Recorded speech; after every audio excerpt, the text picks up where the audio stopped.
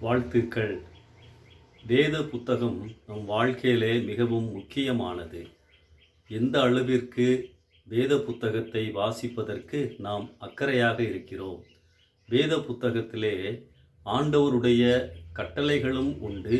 அதே சமயத்தில் நம் வாழ்க்கைக்கு ஏற்ற ஆலோசனைகளும் உண்டு.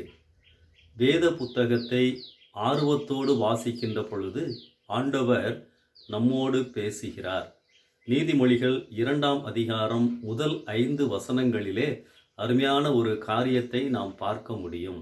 ஆண்டவருடைய வார்த்தையை ஏற்றுக்கொண்டவர்கள் ஒவ்வொரு நாளும் அதை ஆர்வத்தோடு, எப்படி என்றால் புதையலை தேடுவதைப் போல ஆர்வத்தோடு வாசித்து தியானிக்கின்ற பொழுது 2 ஆசீர்வாதங்களை நாம் பெற்றுக்கொள்ள முடியும் என்று சொல்லி வேதம் சொல்லுகிறது.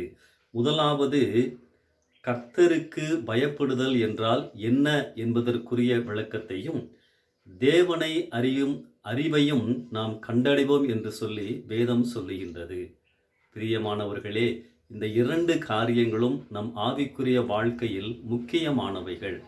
தேவனுக்கு எப்படி பயந்து வாழ்வது, எவைகள் எப்படி வாழ்ந்தால் அது ஆண்டவருக்கு பிரியமாக இருக்கும்.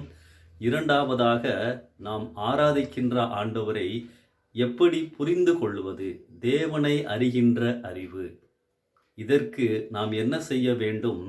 கடமைக்காக அல்ல, ஆர்வத்தோடு வேதத்தை வாசிக்கின்ற பொழுது ஆண்டவர் நமக்கு அவரை வெளிப்படுத்துவார். இதைவிட ஒரு பெரிய ஆசீர்வாதம் வேறொன்றும் இல்லை.